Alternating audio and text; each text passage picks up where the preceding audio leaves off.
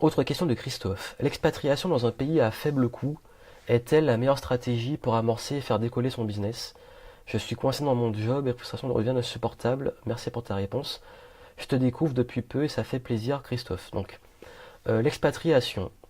Alors, je suis très mal placé pour peut-être renseigner sur l'expatriation parce que moi, je ne suis pas expatrié. Mon entreprise est en France et je vis en France, même si je voyage beaucoup. Peut-être que beaucoup pensent que je suis tout le temps à l'étranger, ce qui n'est pas forcément vrai. Euh, je pense qu'en fait, c'est ma vision personnelle. Je pense qu'il ne faut pas se voir l'expatriation comme une fuite. Je pense que c'est une très mauvaise. Il faut pas partir pour les mauvaises raisons, je pense. Dans les raisons de fuite, et je pense qu'il faut partir en ayant vraiment une envie d'avoir un pays qui nous plaît, une culture qui nous plaît, vers laquelle on a envie d'aller.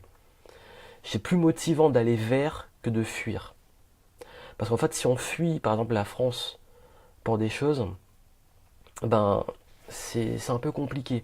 Donc je pense qu'il faut avoir vraiment cette démarche je pense, de se dire, bon ok, qu'est-ce que je recherche?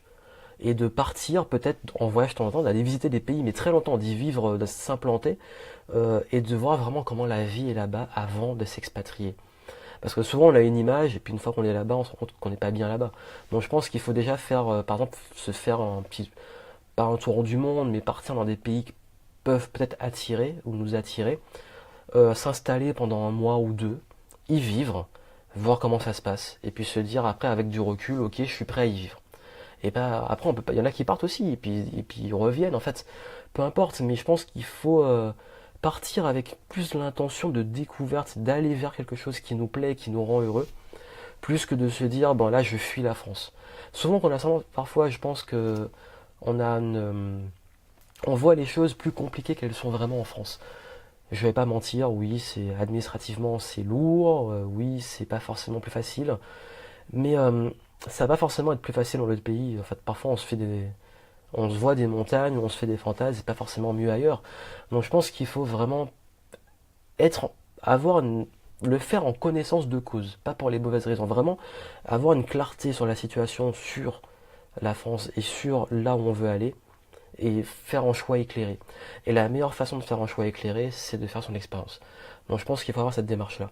Et partir pour des raisons financières aussi, je sais pas si c'est vraiment une bonne motivation, parce que je pense que si on ne peut pas créer un business en France, enfin, si tu arrives à créer un business, c'est n'importe où que tu vas le créer, quoi. Donc je pense que c'est parfois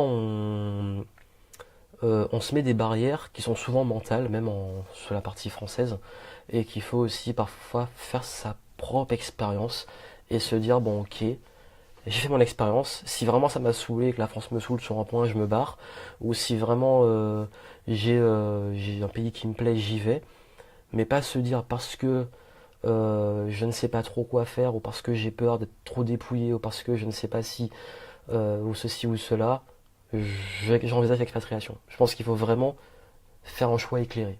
Donc c'est ma vision. Après, chacun, c'est très personnel comme démarche.